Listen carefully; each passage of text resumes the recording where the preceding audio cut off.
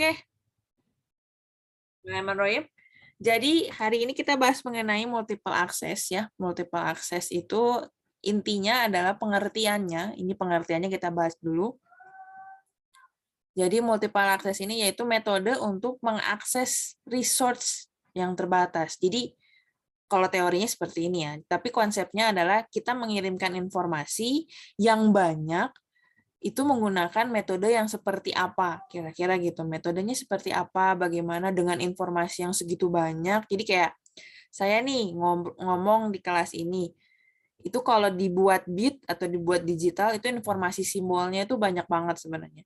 Terus bagaimana bisa diterima di teman-teman sesuai dengan waktunya, kemudian sesuai dengan lain-lainnya itu waktunya, pengirimannya, prosesnya itu ada metodenya, yaitu disebut dengan multiple access tadi. Nah, multiple access ini secara umum dibagi menjadi beberapa metode. Jadi yang klasik banget itu ada yang disebut dengan FDMA, itu yang paling klasik. Jadi informasinya dikirim atau dibagi menjadi beberapa frekuensi. Kemudian ada yang disebut dengan TDMA. Nah, TDMA ini dipakai sama teknologinya 2G. Kemudian ada juga CDMA atau Code Division Multiple Access. Ini untuk yang teknologi 3G. Nah, yang terbaru, yang nggak baru-baru amat sih sebenarnya, itu adalah orthogonal frekuensi atau OFDMA. Ini dipakai sama teknologi 4G. 5G pun sebenarnya gambarannya nggak jauh beda, masih menggunakan metode akses yang serupa dengan OFDMA. Gitu ya. Oke, kita lanjut. Nah, klasifikasi multiple access ini secara umum seperti ini ya. Jadi ada yang bersifat random, ada juga yang bersifat scheduling untuk protokolnya.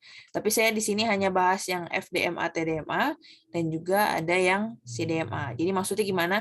Nah, CDMA ini pengaturan pengiriman informasinya itu protokolnya bisa di scheduling, juga bisa bersifat random. Nah, kalau yang FDMA dan DMA ini dia bersifat scheduling, jadi jauh lebih fleksibel yang CDMA sebenarnya. Nah, gambarannya kayak apa sih kalau digambarin? Nah, kira-kira ini gambarannya seperti ini ya. Secara detail nanti teman-teman bisa simak ulang video yang udah saya share di LMS ya. Tapi saya pengen ngasih lihat perbedaan yang kelihatan banget antara FDMA, TDMA, dan CDMA. Nah, ini kira-kira. Nah, jadi kalau sumbu X ini kita gambarkan sebagai waktu, kemudian sumbu Y ini kita sebagai apa? Kita gambarkan sebagai frekuensi ya. Nah, ini kalau kita gambarin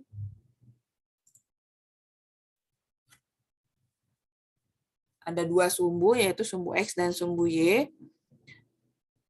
Oke. Kalau saya gambarkan di sini ada sumbu X dan juga ada sumbu Y dan sumbu X. Nah, oke. Nah, ini sumbu X ini saya gambarkan sebagai sumbu waktu atau time. Kemudian sumbu Y-nya ini adalah sumbu frekuensi. Ya. Nah, ini maksudnya gimana? Jadi, kalau FDMA itu setiap user itu disimpan di frekuensi yang berbeda, tapi dalam waktu yang bersamaan. Makanya gambarnya seperti ini. Jadi kalau ada rentang frekuensi nih, dari 0, misal ya, 0 sampai misalkan 950 MHz misalnya. Nah, setiap kali kita melakukan satu kali panggilan, misalkan ya teman-teman nelpon nih. Nah, kalau yang FDMA itu konsepnya adalah satu user akan ditaruh di satu range frekuensi tertentu. Nah, ini untuk satu user. Bandwidth-nya tergantung spesifikasinya. Nah, kalau ada user yang lain yang melakukan panggilan itu juga sama. Dia akan ditaruh di satu range frekuensi tertentu tapi berbeda dengan user yang sebelumnya. Ini juga satu user. Jadi ada user 1, user 2, user 3, begitu seterusnya. Makanya di sini gambarannya adalah user 1, user 2, user K, dan seterusnya. Nah, jadi kebayang kalau usernya makin banyak, maka frekuensinya harus apa ya? Ya, berarti frekuensi yang dibutuhkan juga makin banyak. Dan frekuensinya makin banyak akan berimpact bandwidth-nya makin lebar atau seperlunya aja kira-kira kalau menurut teman-teman. Kalau FDMA ini.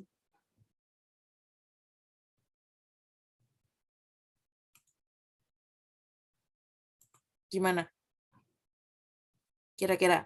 Kalau konsep FDMA ini kita pakai, di mana satu user menempati satu rank frekuensi tertentu, kemudian ada banyak user nih, misalnya usernya ada 10.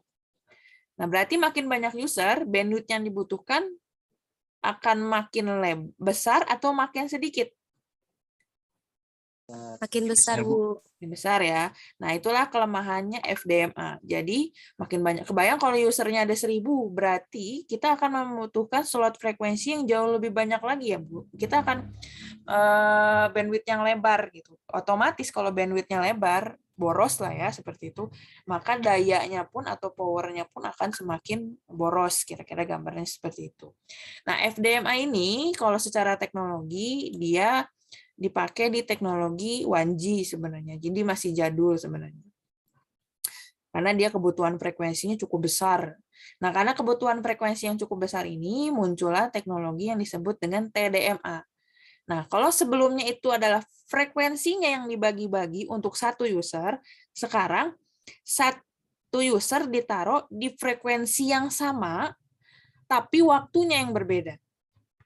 Nah, jadi kalau kita gambarin tadi, ini seperti ini ya. Kalau si FDMA kira-kira seperti ini.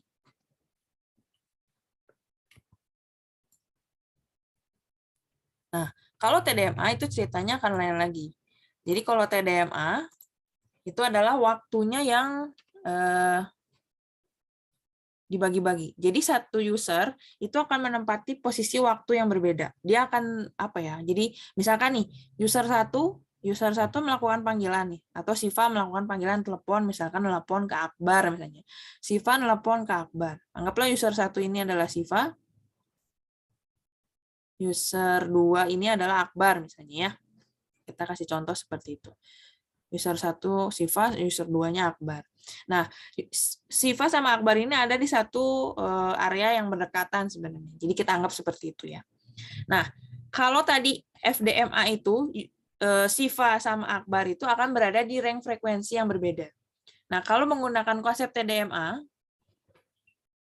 Siva sama Akbar ini akan berada di satu rank frekuensi yang sama. Jadi kalau ini 0 MHz misalnya, ini sampai misalkan ini 900 MHz, ya Siva sama Akbar akan tetap berada di rank frekuensi tersebut. Yang membedakan adalah time slot-nya. Nah, makanya dibilang nanti TDMA itu ada teknologi time slot-nya. Jadi misalnya kalau ini saya bagi-bagi, ini ada TS1, TS2, TS3, dan ini ada TS4. Nah, jadi waktunya itu dibagi-bagi. Setiap satu time slot ini biasanya, saya lupa ini berapa, hitungannya mikrosecond nih. Satu time slot itu hitungannya berapa mikro atau milisecond. Jadi hitungannya cepat banget. Nah, satu user ini dia akan menempati satu time slot. Jadi anggaplah Siva itu akan ditaruh di sini, misalnya. Ini user 1. Kemudian nanti Akbar dia akan ditaruh di time slot 2. Kemudian misalkan nanti Windry melakukan panggilan nih, beda lagi. Nah, Windry juga akan ditaruh di time slot 3. Begitu seterusnya. Nah, keterbatasannya TDMA ini, kalau FDMA frekuensinya yang terbatas.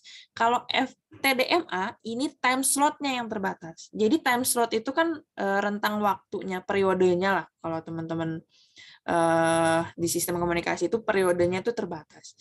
Misalkan jatah yang diberikan tuh hanya 10 milisecond misalnya. 10 milisecond ini hanya terbatas misalkan hanya untuk 10 user.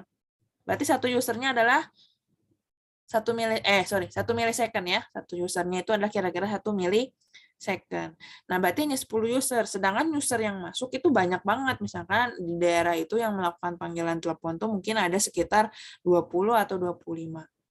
Nah, walaupun TDMA waktunya terbatas, karena dia punya kecepatan kecepatan satu time slot itu skalanya mikrosecond. Jadi maksudnya Siva ini nanti akan menduduki di time slot 1 itu hanya sekian second aja. Nanti Siva akan pindah ke time slot 2, time slot 3, time slot 4, begitu seterusnya. Jadi rolling. Jadi user 1 nanti pindah ke sini, ini pindah ke sini, ini pindah ke sini, terus sampai di time slot yang ke-10. time slot yang 10. Dia terus rolling. Jadi kalau ada user yang masuk ya tinggal masuk aja saat ada yang kosong gitu. Cuman itu tadi ya keterbatasan usernya tadi. Jadi dia bisa masuk lebih dari 10 bisa, tapi kecepatan pindahannya akan semakin lebih tinggi lagi gitu. Nah, itu TDMA. Jadi kalau tadi FDMA itu frekuensinya yang dibagi-bagi, kalau TDMA time-nya yang dibagi-bagi. Maka nanti akan dikenal dengan konsep time slot tadi. Nah, ini TDMA ya. Nah, satu frame itu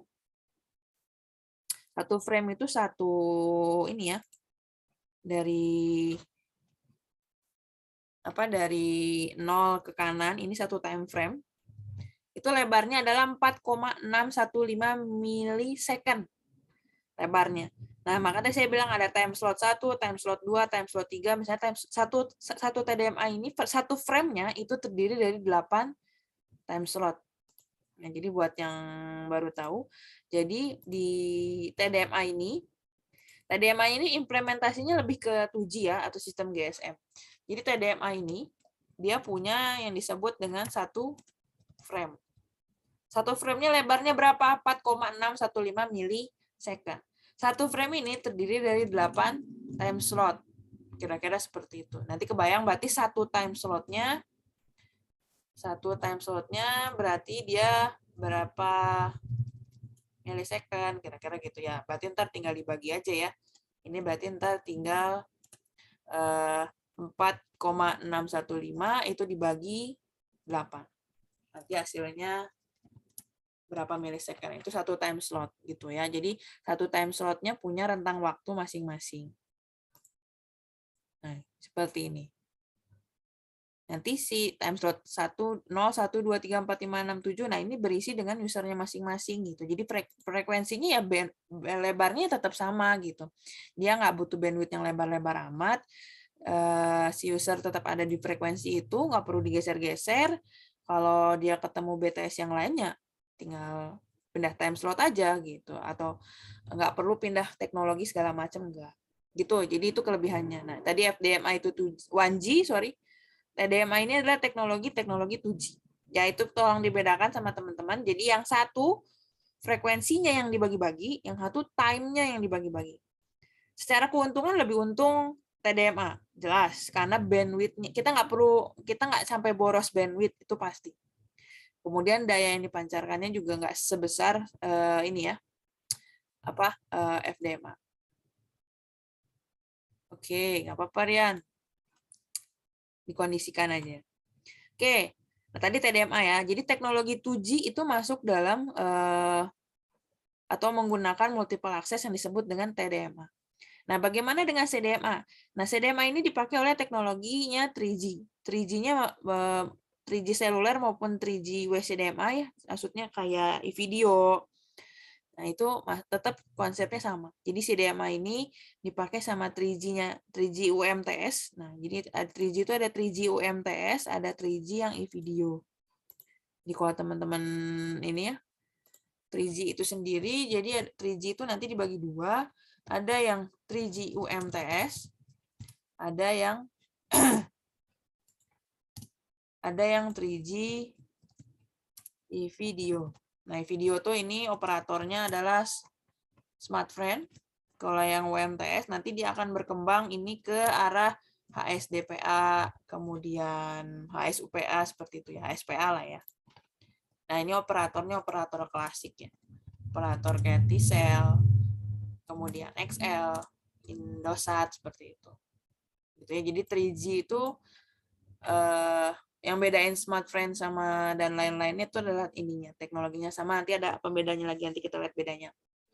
Nah, 3G ini menggunakan multiple access yang disebut dengan CDMA, Code Division Multiple Access. Nah, jadi satu user itu menempati yang namanya satu code. Jadi dia tidak berdasarkan waktu, tidak juga berdasarkan frekuensi. Ini jauh lebih efisien lagi. Frekuensinya nggak perlu digedein, time-nya juga nggak perlu digedein, tapi user sebanyak apapun tetap bisa masuk. Itu keuntungannya CDMA. Karena di antara rentang frekuensi dan time ini nanti akan ada sumbu yang disebut dengan sumbu kode. Bahkan disebut dengan code division multiple access. Nah, kalau digambarin quad-nya tuh kira-kira seperti ini ya, dalam bentuk 3 dimensi itu seperti ini.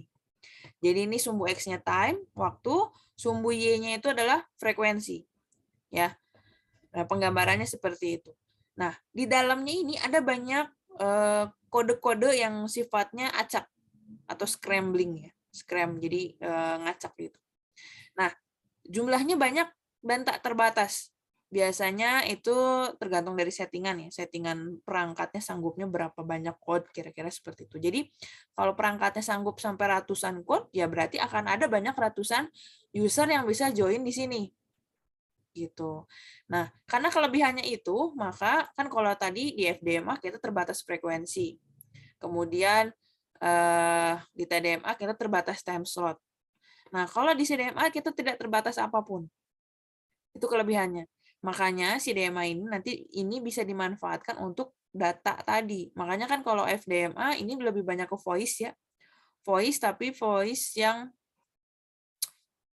nggak fleksibel karena bandwidth-nya lebar ya. Jadi banyak noise-nya biasanya. Nah, kalau TDMA ini juga buat voice tapi yang bisa mobile, jadi frekuensinya tidak perlu berubah-berubah, nggak perlu disetting segala macam, ya orangnya tinggal pindah-pindah aja, kira-kira seperti itu. Nah, masuk ke teknologi CDMA, karena kita nggak perlu ngeribetin bandwidth frekuensi yang lebar, kira-kira seperti itu.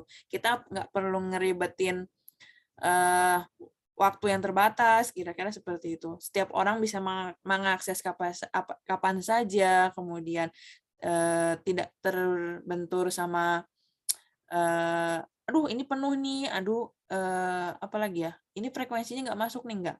Nah, itu makanya di CDMA ini akan berkembang nanti teknologi paket data tadi atau packet switch tadi. Makanya teman-teman sudah mulai bisa secara optimal melakukan akses internet itu adalah di 3G kan, walaupun sekarang udah di 4G. Nah, karena dia sudah mengembangkan teknologi CDMA tadi. Gitu. Jadi si user misalnya user di area itu ada 100. Kalau tadi TDMA hanya bisa 10 user, ya sudah 10 user saja. Atau di time juga hanya bisa alokasi untuk 10 user, ya sudah 10 user saja. Tapi kalau di CDMA ada 100, mau 200, dia tetap bisa masuk di sistem komunikasi si 3G tadi. Itu bagusnya sih teknologi CDMA ini tadi. Kira-kira seperti itu. Jadi gambarannya, nah ini ya. Jadi user 1, user 2, user 3. Makanya kalau ditanya teknik multiple access mana yang akan memberikan jumlah channel atau jumlah kapasitas yang paling besar? Tentunya yang CDMA. Jadi secara kapasitas dia paling besar. Jumlah kanalnya, jumlah ruangannya, ibaratnya gitu ruangan buat user itu menduduki itu adalah paling banyak itu adalah yang CDMA. Jadi kalau ditanya lebih efisien yang mana? CDMA. Kapasitas terbesar mana? CDMA. Kemudian dan keuntungan-keuntungan lainnya lah kira-kira seperti itu. Nah, kalau digambarin ilustrasinya kira-kira seperti ini.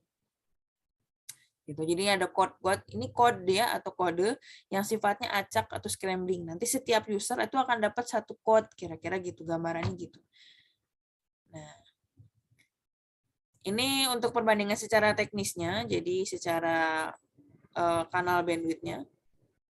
Nah, TDMA sama FDMA justru kanal bandwidth-nya dia sempit ya, cuma 30 kHz. Kenapa? Karena dia tetap harus mengoptimalkan user yang bisa mendudukinya. Jadi bandwidth-nya nggak usah lebar-lebar amat lah, biar usernya bisa banyak, kira-kira analoginya gitu. Beda sih sama CDMA. Ya, bandwidth-nya lebarin aja. Toh, semua user akan mendapatkan bandwidth yang sama dengan ini dan tidak terbatas, kira-kira gitu. Nah, kalau yang ini 30 kHz hanya untuk dipakai untuk satu sektor. Kalau TDMA 30 kHz untuk 3 sektor atau 3 user. Beda dengan CDMA. Dengan kanal bandwidth 1,25 MHz, dia bisa sampai 22 atau 14 user, kira-kira seperti itu. Jadi secara keuntungan sebenarnya lebih untung yang CDMA. Nah, tadi terkait multiple access. Sebelum saya masuk ke multiple access yang satu lagi, dua lagi, yang teknologi 4G, saya mau jelasin dulu. Tadi kan kita bahas nih cerita soal bedanya 3G UMTS yang HSPA sama yang eVideo. Jadi yang Smartfren sama Telkomsel sama XL Indonesia tentu walaupun terkesan sama saja, tapi ternyata mereka beda. Selain nama apanya ya? Nama ininya teknologinya beda. Yang satu namanya UMTS, yang ini namanya eVideo. Nah, selain itu teknik duplexnya juga ternyata berbeda. Nah, kalau teman-teman review materi ada di sistem telekomunikasi kalau nggak salah ya. Jadi kan kita kenal ada simplex, halfplex, ada duplex. Masih ingat teman-teman ya? Nah, oke, komunikasi dua arah itu disebut dengan duplex. Nah, duplex itu ternyata metodenya secara umum ada dua, secara umum ya. Ada FDD atau FDD, frekuensi division duplex. Ada TDD, time division duplex. Nah, ada satu lagi CDD memang, tapi ini jarang dipakai, hanya karena sehingga bisa bekerja frekuensinya simultan. Jadi dia hanya sesuai keperluan saja. Tapi yang secara umum dipakai di umum kita itu di lapangan itu adalah teknologi duplex yang FDD sama TDD. Nah, bedanya apa? Nah, ini bedanya. Kalau FDD, frekuensi apa nih? Downlink sama uplink. Jadi kalau teman-teman ngedownload sama nge-upload itu menggunakan frekuensi yang berbeda. Itu namanya FDD, frekuensi division duplex. Nah, biasanya konsep FDD ini dipakai sama operator berlisensi GSM yang biasa kita pakai. Model Telkomsel, XL, dan Indosat itu pakai teknologi FDD. Jadi frekuensi downlink-nya, atau kalau teman-teman ngedownload sama nge-upload, itu ada di dua frekuensi yang berbeda. Makanya biasanya nggak akan saling mericuhkan ya. Mericuhkan itu maksudnya dalam satu rumah misalnya semuanya pakai Telkomsel. Yang satu ngedownload aja, yang satu ngupload. Nah, yang ngupload ini nggak akan keganggu sama yang lagi ngedownload karena frekuensinya juga berbeda. Gitu ya. Itu keuntungan si FDD. Jadi tidak akan saling mengganggu antara downlink dan uplink. Tidak akan saling mengganggu. Cuman ya karena frekuensinya juga ada dua, berarti akan semakin boros bandwidth yang dipakai kira-kira gitu. Karena kita perlu dua range batas frekuensi, yaitu yang pertama untuk downlink-nya, yang kedua untuk uplink-nya. Jadi kok dibilang efisien ya nggak juga sih sebenarnya. Nah, beda halnya dengan TDD. Nah, dia frekuensinya cuma satu. Jadi kalau smartphone tuh range, jadi kalau misalnya kita gambarin nih ya, frekuensi. Kalau 3G itu kan di 2100 ya, anggaplah gitu ya. Nah, si 2100-nya 3G UMTS yang operator klasik ini itu kalau nggak salah, saya lupa ya, itu sekitar yang frekuensinya 2100 sampai 2150 gitu ya. Terus anggaplah gini ya, 2100 sampai 2105 MHz kalau nggak salah. Anggaplah ini smartphone juga menggunakan, anggap ya, ini saya lupa ingat, anggaplah menggunakan frekuensi yang sama.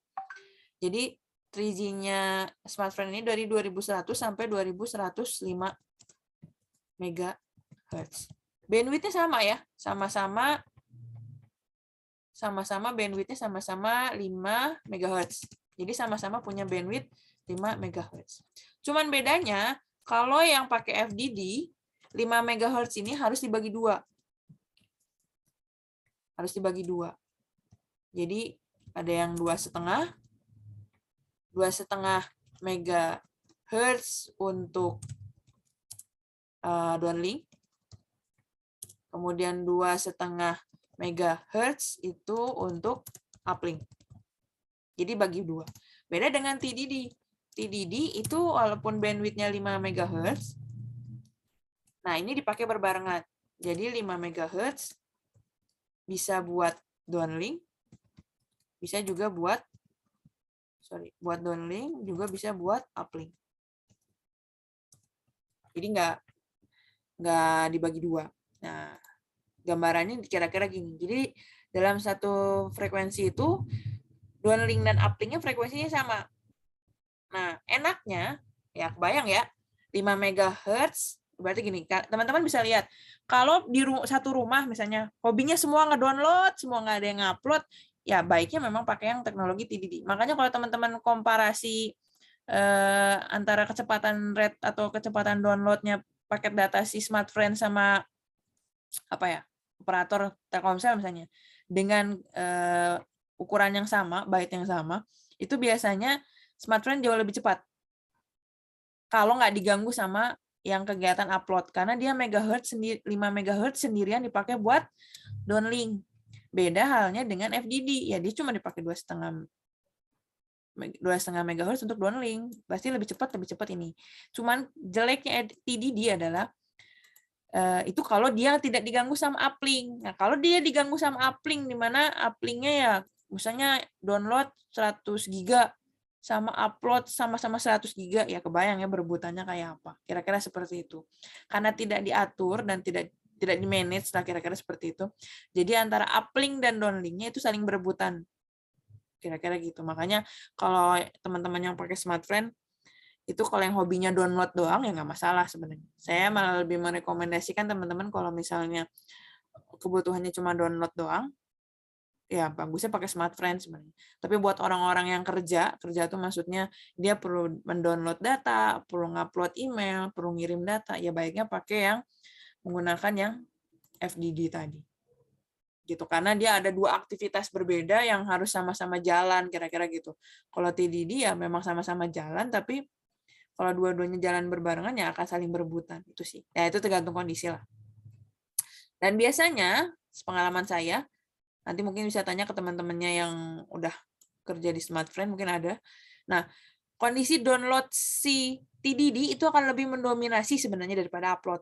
Jadi wayahna, ibaratnya kalau teman-teman upload pakai, saya nggak tahu di sini ada yang pakai smartfren atau enggak ya.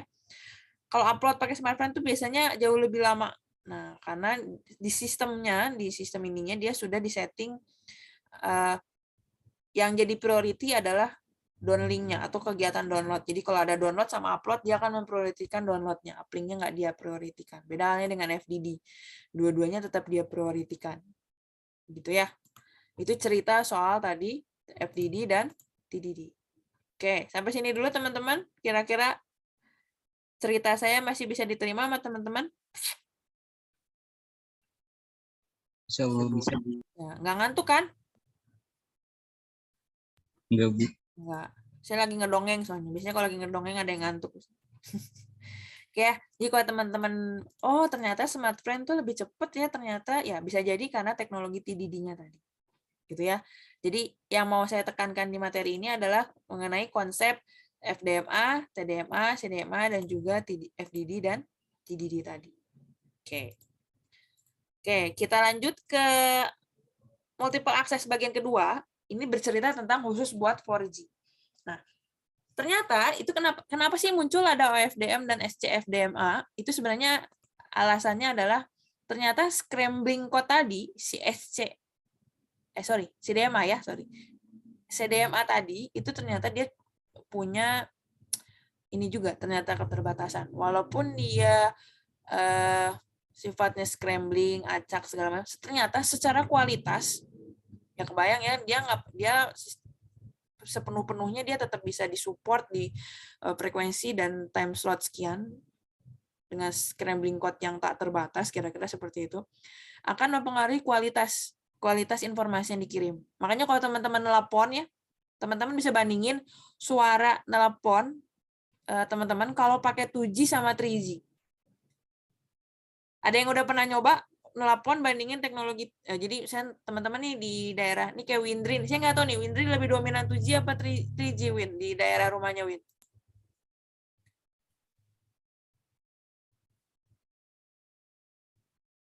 Ya Win.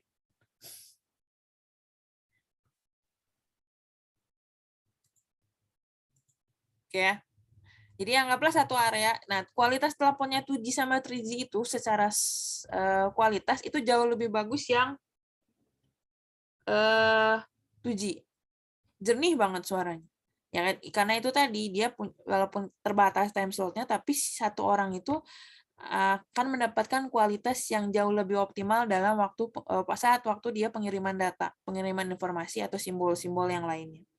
Nah, kalau 3G karena dia banyak banget tuh ya. Walaupun katanya wah dia kan tapi tidak terbatas gitu. Nah, karena konsep tidak terbatasnya itu akan mempengaruhi kualitas. Nah, itu tadi ya. Jadi kelemahannya di CDMA adalah dari sisi kualitas.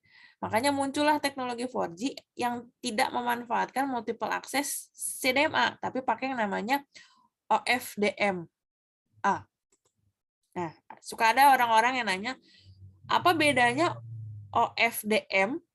Nah, kalau teman-teman ya, apa bedanya OFDM, OFDMA, ada lagi SCFDMA, ada lagi FDMA. Nah, kalau teman-teman flashback FDMA yang tadi, nah yang ini nih, FDMA. Nah, dia enak ya FDMA ini. Jadi maksudnya walaupun bandwidth-nya dia boros ya, 10 user dia akan apa ya?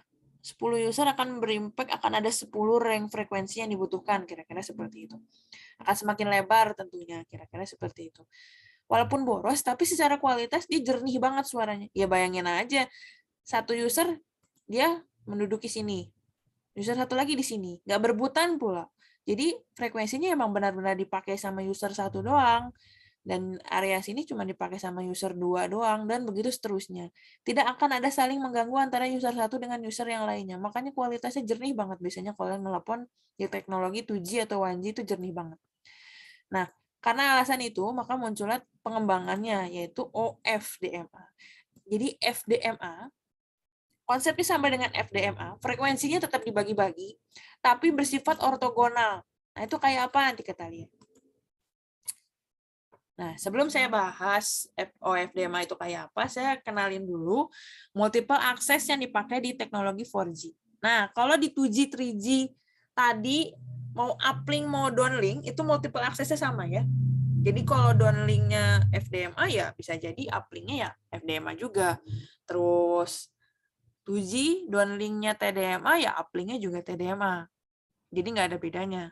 Nah, ternyata kalau di 4G itu multiple access 2 ini antara downlink dan uplink itu berbeda. FDMA itu dipakai untuk multiple access atau pengiriman pada saat sisi downlink-nya saja. Kemudian pada sisi uplink itu akan menggunakan yang disebut dengan SCFDMA. Yang satu single carrier, kira-kira seperti itu. Sebentar ya, saya jeda dulu, ada ini di depan, sebentar ya.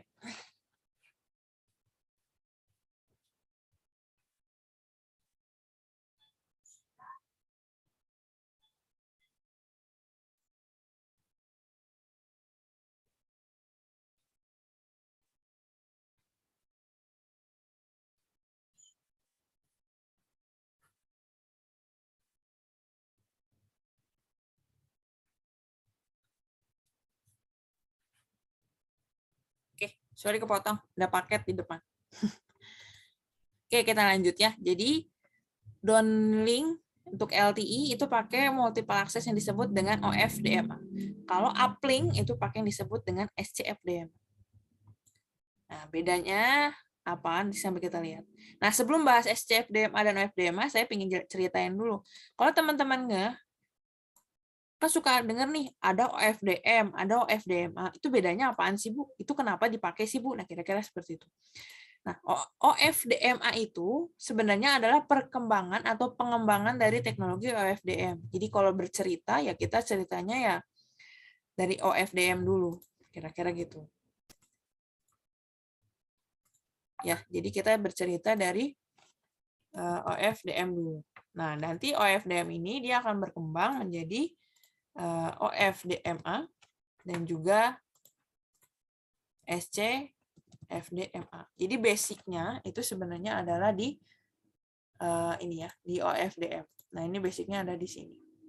Baru nanti dia turun, ada turunannya adalah OFDMA dan SCFDMA. Kira-kira turunannya seperti itu. Kemudian ini konsepnya teman-teman bisa baca. Nah, saya pengen ceritain sedikit bedanya gimana. Nah, kalau di ini saya bahas dulu OFDM ya, sebelum bahas OFDM dulu. Nah, kalau di WCDMA atau di 3G itu atau di CDMA itu konsep pengirimannya adalah misalnya ada informasi sebesar atau selebar 5 MHz misalnya. Terus 5 MHz ini, informasi sebesar 5 MHz ini langsung dikirim. Nah, penggambarannya kira-kira seperti itu. Langsung dikirim pakai satu truk. Nah, berarti kebayang kalau frekuensinya makin besar, maka ukuran truknya pun akan makin besar. Informasinya selebar misalnya 10 MHz misalnya bandwidth-nya, ya otomatis truknya pun makin besar. Makin banyak informasinya, makin besar bandwidth-nya, maka yang dikirimnya pun akan semakin besar. Nah, jadi si CDMA tadi nih, ini walaupun dia terlihat scrambling banyak gitu, tapi tetap pengirimannya dia satu paket satu gini, apa ya? Kalau saya bilang satu paket seginian lah, misalnya gitu bahasa kita. Satu paket ini blok dikirim. Ini tuh sebanyak 5 MHz misalnya. Makanya kalau digambarin 5 MHz ini langsung dikirim dengan menggunakan satu truk. Nah, beda. Nah, kalau kita mikir kayak gini kan berarti pasti kan berpikirnya, wah kebayang kalau misalnya informasinya sebesar sebesar apa ya 10 MHz misalnya. Nah, 10 MHz ini berarti truknya juga akan makin besar, bandwidth-nya akan makin besar. Nah, kalau akan menyebabkan boros lah ya, kira-kira bahasa kitanya seperti itu. Nah, untuk yang ortogonal, nah dengan menggunakan teknologi ortogonal, si 5 MHz ini nggak dibawa sekaligus pakai satu truk kira-kira, tapi dia dibawa menjadi beberapa truk. Jadi bisa jadi 5 truk. Satu truknya itu adalah 1 MHz misalnya. Gitu. Jadi dibagi-bagi. Tapi yang dikirim tetap 5 MHz, cuman proses pengirimannya itu bertahap. Nah, itu yang bedain si CDMA atau multiple access mode klasik. Mode klasik itu yang tadi yang bagian awal ya. FDMA, TDMA, CDMA, itu konsepnya single carrier transmission. Jadi transmisinya itu satu aja dikirim, kira-kira seperti itu. Jadi hanya menggunakan satu truk. Kalau teman-teman ada paket, ya semua paket itu dikirim di satu truk ini, kira-kira gitu. Nah, kalau OFDM, ya paketnya ada 100, ya nggak 100-100-nya dikirim dengan menggunakan ini ya, dengan menggunakan satu truk, tapi dia bisa dibagi-bagi menjadi beberapa truk, kira-kira seperti itu. Begitu. Nah, itu untuk OFDM. Nah, sekarang bedanya OFDMA dan OFDM. Nah, ini saya kasih gambar.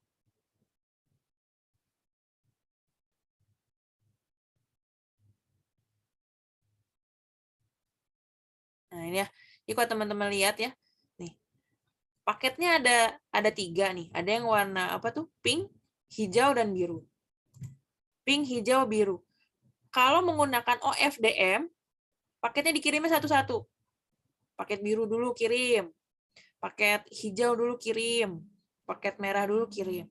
Nah, pengembangan dari OFDM ini adalah OFDMA, di mana ketiga paket ini, jadi gini, kalau CDMA tadi, ini 5 MHz itu dibawa dengan satu truk. Sudah, sampai di tujuan sudah selesai. Kemudian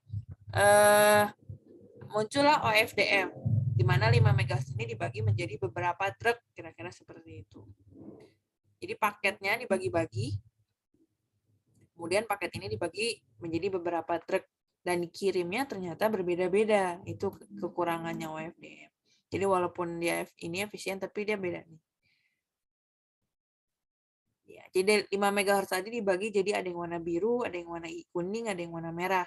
Bedanya, walaupun dia dibagi-bagi, tapi tetap OFDM ngirimnya satu-satu. Biru dulu, hijau dulu, merah dulu, kira-kira gitu. Nggak berbarengan.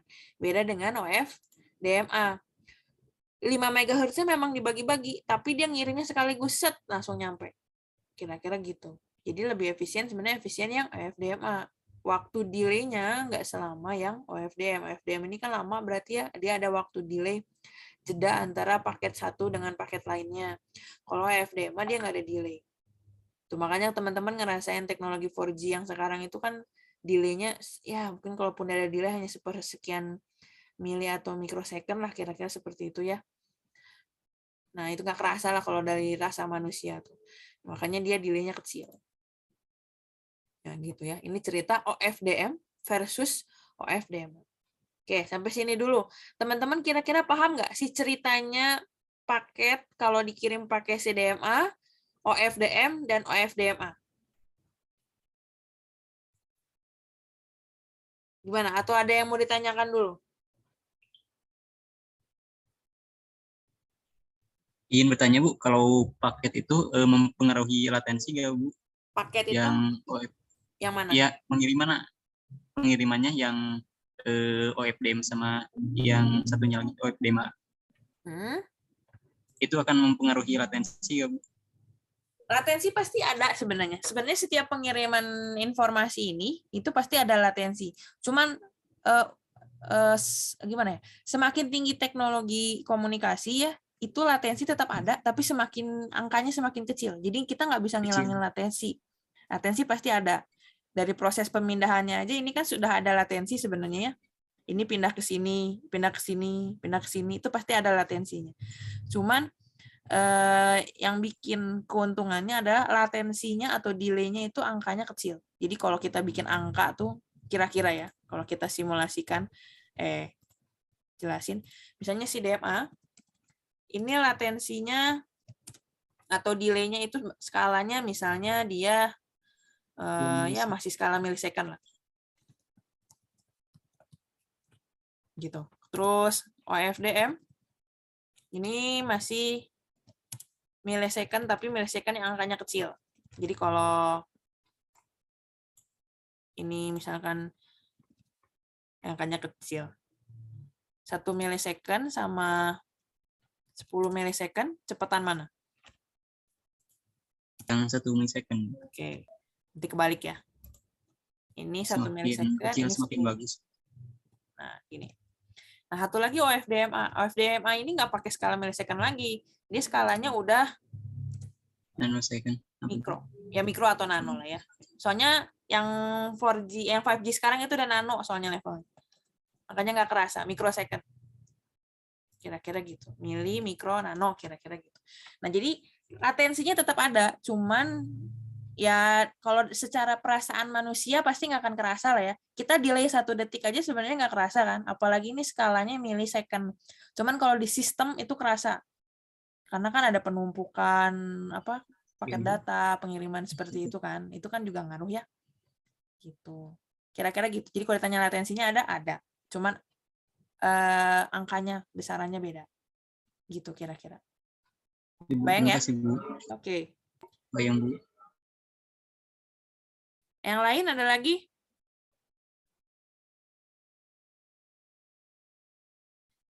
Atau ada yang mau cerita?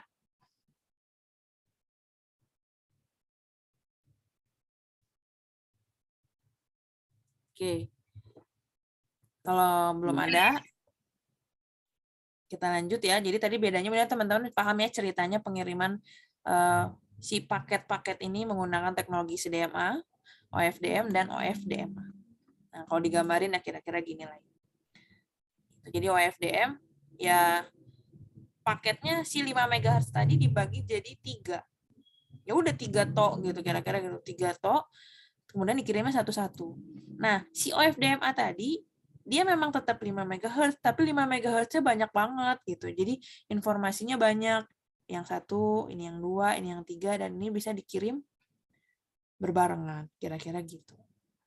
Ya, mudah-mudahan kebayang antara OFDM sama OFDMA. Makanya teman-teman kalau komunikasi sekarang yang OFDMA atau 4G kan mungkin mulai nggak kerasa ya. Kalau delay pun ya nggak ada. Dibandingkan dengan teman-teman pakai 3G, coba teman-teman rasain. Dulu pertama kali pakai HSDPA kayaknya wah cepet ya, cepet banget gitu. Tiba-tiba muncul 4G. Kayaknya apa sih HSDPA gitu, kayaknya delay banget ya. Sebenarnya karena teknologi si ini tadi gitu yang bikin dia bisa lebih cepat. Gitu. Kira-kira gambarannya seperti itu. Nah, apa bedanya dengan SC-FDMA? Nah, jadi SC-FDMA kalau tadi itu satu paket dibagi satu bandwidth 5 MHz dibagi menjadi beberapa paket atau kalau bahasanya di LTE itu disebut dengan subcarrier. Nah, jadi paket-paket tadi ini 5 MHz dibagi menjadi beberapa paket atau istilahnya adalah subcarrier. Nah, biasanya kalau di 4G itu rata-rata dibagi dari tergantung spesifikasinya ya. Karena kalau di 4G itu ada settingannya ya. Nanti kita belajar ya. Next. Rata-rata adalah 100 subcarrier. Berarti perkiraan ada 10 potong paket kira-kira gitu. Jadi dari satu paket yang segeblek gede 5 MHz ini, dia bagi-bagi jadi 100 paket dan dikirim apa ya? Dikirimnya juga dibagi-bagi dengan menggunakan truk-truk yang berbeda. Tapi hebatnya dia sampai di penerima tanpa ada cacat. Hebatnya di situ. Jadi teratur lah, jauh lebih teratur. Gitu. Nah, bedanya dengan SCFDMA, paketnya tetap dibagi-bagi, bukan dibagi-bagi. Secara time dia tetap dibagi-bagi. Ini secara ini tetap dibagi. Cuman bedanya kalau tadi kalau OFDM, misalnya ada 100 carrier nih, 100 subcarrier ini masuk ke truk yang mana itu terpisah-pisah. Misalnya di truk yang ini, yang pertama ini cuman 50 subcarrier, yang di sini cuman ya 20 subcarrier. Jadi terpisah-pisah. Kira-kira gitu. Bahkan kalau yang OFDMA ada 100 subcarrier, bisa jadi ada 100 truk, karena satu subcarrier dikirim dengan satu truk, kira-kira gitu. Gambarannya gitu. Itu OFDM ya. Jadi kalau OFDM gambarannya kalau ada 100 subcarrier, kemungkinan akan ada 100 truk pembawa, kira-kira gitu. Kenapa? Karena satu subcarrier dibawa sama satu truk. Kalau OFDMA 100 subcarrier ini dibagi menjadi beberapa truk. Jadi satu truk bisa 50 subcarrier, satu truk mungkin bisa 20 subcarrier, satu truk bisa mungkin ya 70 subcarrier. Pokoknya totalnya dari 4 truk ini adalah 100 subcarrier. Gitu. Jadi kalau lebih banyak truknya ya lebih banyak yang OFDM dibanding dengan OFDMA. OFDMA bisa disesuaikan. Nah, kalau SCFDMA, SCFDMA ini gabungan dari si teknologi si single carrier dan OFDMA. Jadi ini sama ini digabungin. Nah, kalau digambarin kira-kira gini. Nah, kalau tadi teman-teman 5 MHz dibagi jadi banyak subcarrier, nah satu subcarrier itu satu informasi isinya. Maka tadi 5 MHz dibagi jadi 100 subcarrier, maka akan ada 100 informasi yang dikirim. Kira-kira gitu. Itu kalau OFDMA atau OFDM.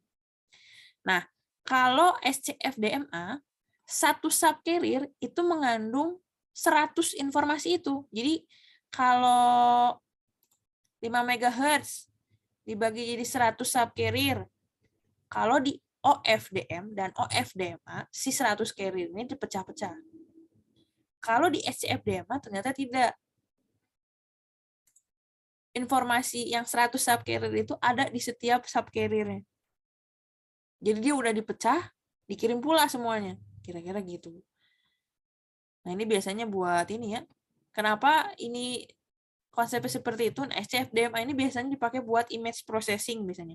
Jadi teman-teman yang image processing itu kan ngupload gambar tuh. Ngupload gambar. Nah, proses pengiriman gambarnya itu satu subcarrier itu tetap butuh semua informasinya. Jadi semua informasi di gambar itu tetap butuh. Jadi pada saat ada satu informasi yang hilang di salah satu subcarrier, dia masih punya backup di satu subcarrier lainnya. Tujuannya itu sebenarnya. Gitu. Sebenarnya kalau dibilang ya kenapa nggak uplink-nya 4G pakai OFDMA aja, ya bisa aja sih sebenarnya ya. Gitu, bisa aja. Cuman ya yang namanya juga teknologi ya, jadi dicoba kalau ternyata secara lebih optimal itu adalah yang SCFDMA. Gitu. Jadi gambarannya seperti itu. Jadi kalau OFDMA satu subcarrier ya satu informasi. Tapi kalau SCFDMA satu subcarrier semua informasi ada di sini, kira-kira gitu. Jadi yang semua gabungan di sini masuk ke sini.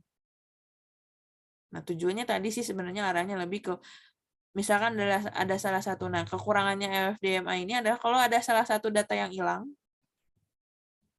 ya sudah gitu, hilang gitu. Nah, kalau di SCFDMA ada salah satu data yang hilang, data yang itu masih ada di subcarrier yang lainnya, jadi masih bisa di backup. Kira-kira bahasa kita seperti itulah. Cuman boros aja sih SCFDMA tuh.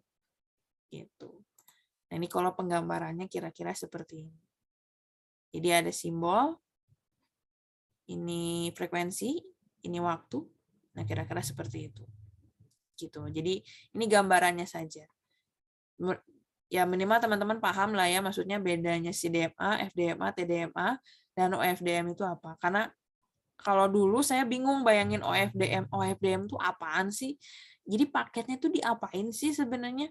Terus cara ngirimnya gimana sih? Nah, minimal teman-teman kebayang bedanya CDMA, OFDM, dan OFDMA itu apa. Minimal itu aja sih yang target saya sih sebenarnya arahnya ke situ. Nggak perlu sampai paham itu masuknya berapa subcarrier, kemudian itu harus berapa, bagaimana, yang gitu-gitu itu enggak. Gitu ya. Hanya minimal teman-teman memahami, oh dia tuh sistemnya dibagi, terus nanti dikirim dengan satu truk misalkan, atau dikirim dengan banyak truk, kemudian satu truk isinya satu informasi, itu untuk OFDM ya. Atau satu truk isinya banyak informasi, yaitu bisa jadi untuk OFDMA. Gitu. Begitu kira-kira. Itu untuk yang multiple access. Sampai sini dulu teman-teman, ada yang mau ditanyakan atau diceritakan?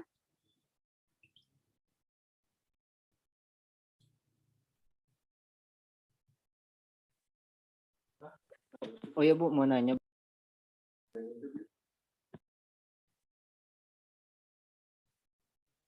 Boleh, Bu, boleh. mau tanya. Tanya aja. Saat nelpon, kenapa tiba-tiba langsung ke 3G Bu? Nggak di 4G. Oke, kenapa kalau nelpon tiba-tiba langsung ke 3G, nggak langsung di 4G? Nah, ini sebenarnya lebih ke arsitektur. Oh, bentar. Kemarin ikut pelatihan saya nggak? Nggak ya, berarti ya? Iya Bu, nggak Bu. Nggak ya.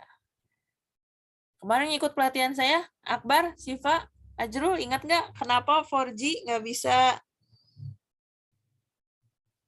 bisa apa tuh namanya? Ya Bu, Ingat nggak kenapa 4G kalau kita melakukan panggilan di 4G itu pasti turun ke 3G? Saya cerita sebenarnya pas pelatihan, tapi nggak tahu, Ajrul, Siva, sama Akbar itu nggak? yang langsung itu Bu, nanti 4G itu langsung ke oper ke apa, suka hilang kan Bu kalau itu yang 4G-nya? Iya, 4G-nya hilang. Jadi kalau ya jadi misalnya teman-teman nih sekarang lagi pakai 4G, terus tiba-tiba mau nelpon. Terus tiba-tiba kok tapi kalau nelpon kita turun ke 3G ya nggak pakai 4G, itu kenapa? Itu ada ceritanya sebenarnya. Jadi saya ceritain ulang, bentar. Bentar ya. Saya buka di sini aja di pelatihan yang kemarin. Bentar.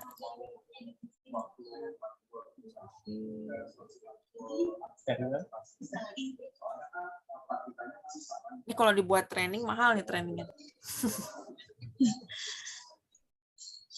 Oke, bentar. Masih dibuka. Nah, oke. Ini materi training saya yang sebelumnya. Nah, kalau kita ini bahasanya lebih ke arsitektur lah ceritanya. Kenapa kalau kita kalau kita lagi di 4G terus nelpon itu terputus. Bukan terputus, pindah ke 3G. Alasannya karena ini. Nah, jadi secara arsitektur 2G, 3G, 4G itu dibagi jadi 3 struktur utama atau arsitektur utama. Bagian akses atau bagian radio. Nah, betul. Bagian akses atau bagian radio itu adalah kita nih yang megang handphone itu akan terhubung ke BTS. BTS nih, BTS. Kemudian kalau di 3G itu namanya Node B. Kalau di 4G itu namanya eNode B. Nah, ada satu bagian yang hilang di 4G itu adalah bagian controller. Controller ini adalah fungsinya mengatur si kinerja BTS tadi, atau lebih tepatnya adalah untuk mengatur antar BTS dan satu dan lainnya. Nah, si pengaturan ini ternyata nggak dilakukan sama controller. Jadi di 4G itu nggak ada controller. Jadi setiap BTS dia akan langsung terhubung dengan bagian yang disebut bagian core. Nah, core itu ada yang bagian CS dan bagian PS. Jadi ya bagian circuit switch dan packet switch sebenarnya umumnya. Tapi di 4G ini core-nya itu sudah 100% based on IP atau packet switch. Jadi sudah tidak bisa memang sistemnya tidak pakai circuit switch. Jadi sudah packet switch, sudah berbasis IP. Sedangkan voice yang teman-teman pakai itu circuit switch atau paket switch? Paket switch Bu. Paket switch. Kalau pakai Belum WhatsApp, iya paket switch. belum pakai VoIP kan Bu? Belum. Paket switch ya? Bentar. Ini siapa yang nanya? Bu, share screen-nya belum berubah. Oh gitu? Iya Bu, belum Bu, masih yang off. Yang arsitektur 4G-nya nggak muncul? Belum Bu. Belum Bu. Bisa gitu? Bentar. Bentar.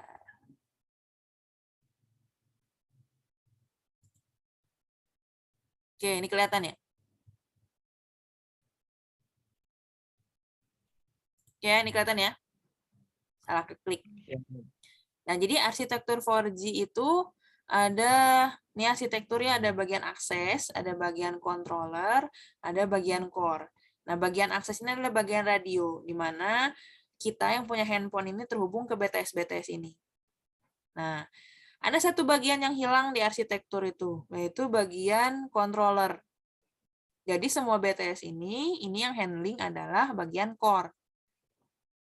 Nah, kira-kira gitu. Jadi langsung di-handle sama bagian core. Kalau di 2G sama 3G, BTS ini masih di-handling sama bagian controllernya. Jadi ada BC, ada RNC. Masih di-handling sama dua ini. Sebentar.